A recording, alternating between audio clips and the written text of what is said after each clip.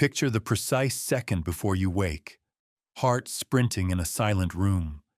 Your nightmare still clings like a second skin. The sheets are damp with the residue of terror, yet the threat has vanished like smoke, leaving only the echo of something that felt more real than reality itself. In that quiet space between worlds, where logic dissolves and raw truth bleeds through, we meet you. You are not alone in this midnight theater. Across continents, in countless bedrooms, others surface from the same dark waters, gasping the same bewildered breath. The nightmare knows no passport, respects no boundary of culture or creed. It is democracy's most honest expression, universal, uncompromising, undeniably ours. Consider this.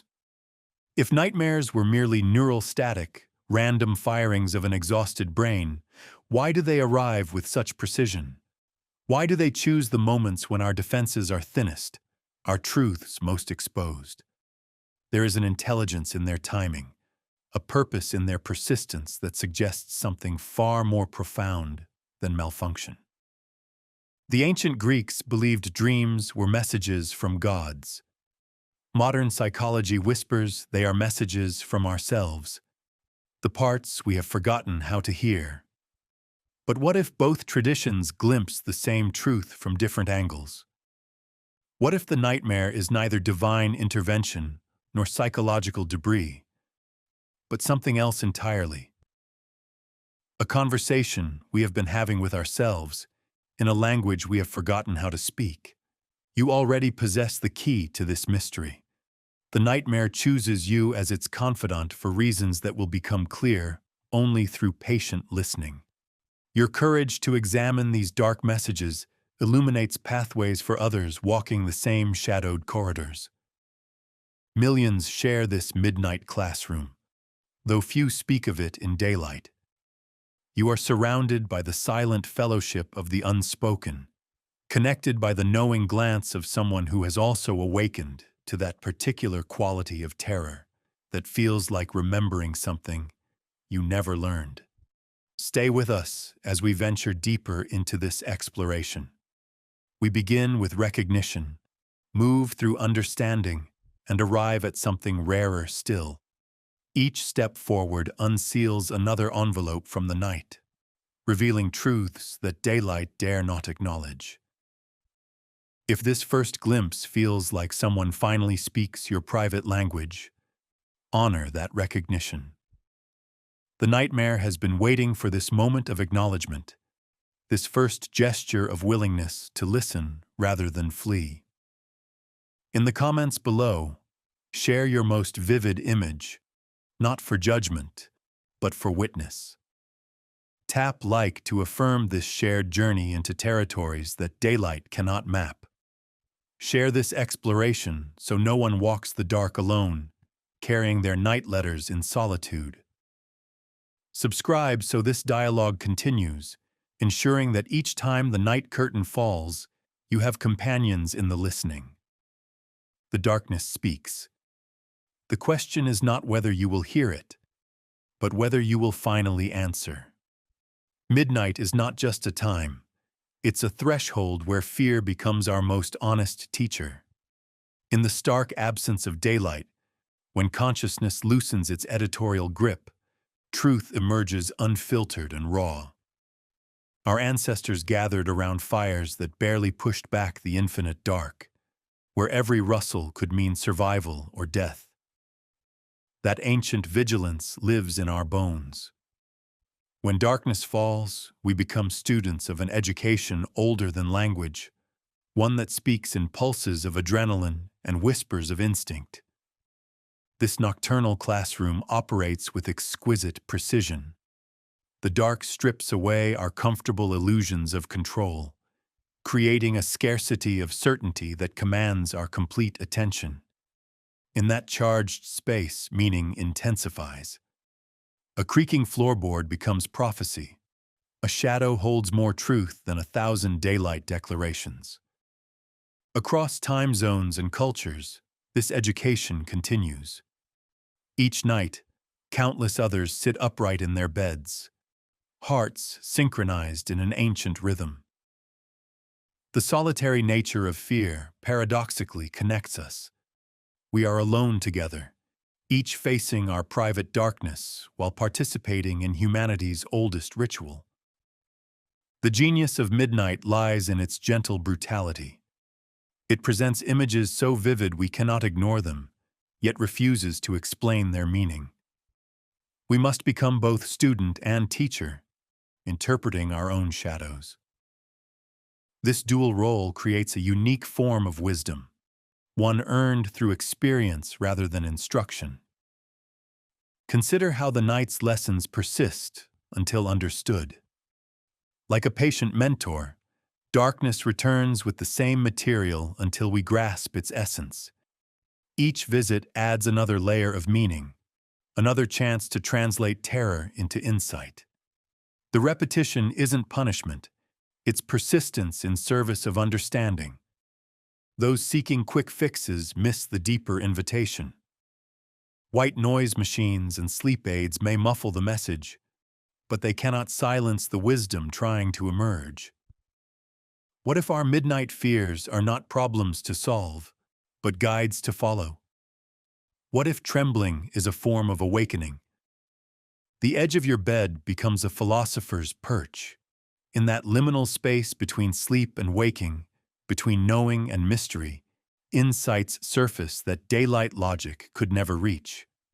The racing pulse, the heightened awareness, these are not glitches in our programming, but portals to deeper understanding. Each night's lesson arrives as a limited edition, never to be repeated in quite the same way. The darkness offers its wisdom once, in a particular shade of shadow, with a unique cadence of fear. We can resist or receive, but we cannot rewind to that exact moment of potential revelation. So here stands the invitation. Meet your fear not as an enemy, but as a messenger whose urgency matches the importance of its message. Don't ask how to silence it. Ask what truth requires such dramatic delivery. Sit with your darkness until it speaks in a language you can finally understand. The wisdom of midnight teaches us that our fears, when properly translated, become our most profound insights. Each person's darkness whispers a unique truth, yet all emerge from the same ancient source, the deep well of human experience where terror and wisdom share the same face. Behind closed eyes lies a universal theater where ancient symbols perform their timeless dance. These are not mere personal phantoms, but rather the shared language of human consciousness, speaking through archetypes that have echoed across generations since our earliest ancestors first dreamed. Consider the recurring motifs, the plunging elevator that suspends us between control and chaos, the relentless pursuit that transforms us into both hunter and hunted, the sudden exposure that strips away our carefully constructed facades. These are not random scenarios, but carefully crafted scripts, each carrying wisdom encoded in the language of experience rather than words. The unconscious mind orchestrates these performances with masterful precision, employing the same persuasive principles that shape our waking world. Like a skilled director, it knows that the most profound truths are best conveyed not through explanation, but through immersion. Each symbol arrives as both messenger and message, carrying meanings too deep for daylight discourse. Watch how the dream weaves its influence, through the reciprocal exchange of vulnerability for insight, through the consistent return of familiar fears that demand resolution, through the paradoxical comfort of knowing others share our most private terrors. These are not just psychological mechanisms, but bridges between individual experience and collective understanding. The dream's authority stems not from force, but from recognition. We bow to these symbols because they speak with the voice of ages. They wear the gravitas of antiquity not as costume but as birthright, their legitimacy earned through countless nights of human contemplation. When the naked dream summons shame, when the elevator demands surrender, when the chase insists on confrontation, they do so with the weight of accumulated human wisdom. Yet these archetypal performances offer more than mere repetition of ancient themes. Each showing is uniquely calibrated to its audience, presenting universal truths through the lens of personal experience. The symbol speaks simultaneously to the individual and to humanity, bridging the gap between private revelation and shared understanding. In this darkened theater of consciousness, meaning is not delivered but discovered. The symbols offer themselves as raw material for interpretation, trusting that the dreamer's own psyche will extract the precise insight needed for their current journey. This is wisdom that cannot be passively received, but must be actively engaged, translated from the language of symbol into the grammar of understanding. The genius of this system lies in its elegant efficiency. Rather than lecture, it immerses. Rather than explain, it evokes. The symbol bypasses our intellectual defenses, speaking directly to the parts of us that remember how to read this primordial script. It teaches not through instruction, but through experience, not through words, but through resonance. What emerges is a profound dialogue between the timeless and the temporary, between the universal patterns of human experience and the unique contours of individual life. Each symbol serves as both mirror and window, reflecting our personal truth while opening onto vistas of shared human understanding. In this nightly theater, we are simultaneously audience and performer, interpreter and interpreted. The symbols that play across our closed eyes are not mere entertainment, but invitation to engage with the deepest currents of human experience, to recognize our personal stories within the greater narrative of human consciousness, to remember that even in our most private moments, we are participating in humanity's ongoing conversation with itself. Terror is not merely a physiological response, but a profound messenger, carrying wisdom in its trembling hands. Like an ancient alchemist's transformation of base metals into gold, our nighttime fears can be transmuted into insight through conscious engagement. When panic seizes the body, it creates a singular moment of heightened awareness. The racing heart, the cold sweat, the rigid muscles, these are not just symptoms of distress, but doorways to deeper understanding. In this state of acute sensitivity, the familiar world dissolves, revealing glimpses of truth typically hidden by the comfortable fog of routine existence. Consider how fear operates as both prison and portal. The same force that chains us to our beds also sharpens our perception to razor clarity. In these moments of intense vulnerability, we experience reality with an almost painful precision, as if someone has suddenly wiped clean the dusty lens through which we normally view our lives. The body's revolt against terror follows its own sacred geometry. Each racing heartbeat marks time differently. Each shallow breath redraws the boundaries between inner and outer worlds. What appears as dysfunction from the outside may actually be a necessary recalibration, a violent but purposeful shaking of our psychological foundations. This nocturnal alchemy transforms not just our perception, but our very relationship with fear itself. The trembling that we instinctively resist becomes a subtle guide, each quiver pointing toward unexamined aspects of our psyche. The paralysis that seems to trap us might actually be creating the stillness necessary for profound realization. In the crucible of night terrors, time operates differently. Seconds stretch into eternities, offering expanded moments for insight that our rushing daylight consciousness rarely permits. These distortions of temporal experience create unique opportunities for understanding, as if fear itself is bending time to ensure we receive its message. The wisdom of the body speaks through panic in a language older than words.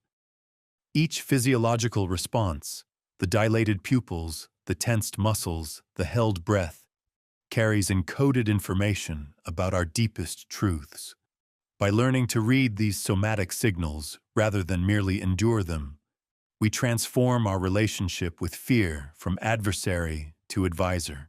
When terror pins us to consciousness, it demands a kind of attention that our normal waking state seldom achieves. This enforced mindfulness, though initially unwelcome, can become a powerful tool for self-discovery. The very intensity that makes fear unbearable also makes it an unparalleled teacher. Perhaps the true alchemy of terror lies not in eliminating it, but in understanding its purpose. Like a compass needle trembling toward true north, our fears may be pointing toward essential truths we need to confront. The transformation occurs not when we conquer fear, but when we learn to read its urgent messages with the same attention we give to our most valued insights. In this light, night terrors become not just experiences to survive, but opportunities to evolve. Each encounter with profound fear offers a chance to practice this ancient alchemy, turning the lead of panic into the gold of understanding. The trembling body becomes not a betrayal, but a bearer of wisdom, teaching us truths we could learn in no other way. Integration is not the taming of our inner beasts, but the art of expanding our self-definition to include what we've banished. Within the labyrinth of consciousness, there exists a gathering space where the fragments of our psyche await reunion, not as conquered territories, but as essential voices in the parliament of self. Consider the architecture of wholeness. It's built not by eliminating shadows, but by widening the circle of what we call I. Each aspect we've exiled carries a piece of our potential, wrapped in the very qualities that prompted its banishment. The growl we fear may be the voice we need. The claws we dread might be the strength we've denied ourselves. The process resembles less a battle than a delicate diplomatic mission. When we encounter those parts of ourselves we've labeled as monstrous, we're not meeting enemies but estranged aspects of our own nature. Their apparent hostility often mirrors our own resistance to acknowledging them. The snarl we hear is perhaps an echo of our own rejection. This reunion requires a particular kind of courage, not the bravery of confrontation, but the valor of vulnerability. It asks us to question our carefully constructed boundaries, to recognize that our definition of selfhood might be too narrow, too rigid, too carefully curated. The monsters at our gates are often citizenship seekers, bearing gifts of completion we've refused to receive. The paradox of integration lies in its simultaneous simplicity and complexity. The act itself requires nothing more than attention and acceptance, yet these simple requirements challenge our deepest instincts toward self-preservation and identity maintenance. We resist wholeness not because it's difficult, but because it threatens who we think we are. In the chamber of integration, transformation occurs through recognition rather than reform. The beast doesn't need to change its nature. Rather, our understanding of nature itself must expand. What appears as chaos from one perspective might be revealed as a deeper order from another. The savage aspect carries its own wisdom, the darkness its own illumination. This work of integration moves in spirals rather than straight lines. Each turn brings us face to face with another aspect we've disowned, another piece of the self waiting to be reclaimed. The process never truly ends. It simply grows more subtle, more nuanced, more comprehensive in its embrace of all that we are. The reward of this journey isn't peace in the conventional sense, but a more dynamic harmony, one that includes rather than excludes, that encompasses rather than eliminates. True integration doesn't silence the beasts. It learns their language, acknowledges their purpose, and welcomes their contribution to the fullness of being.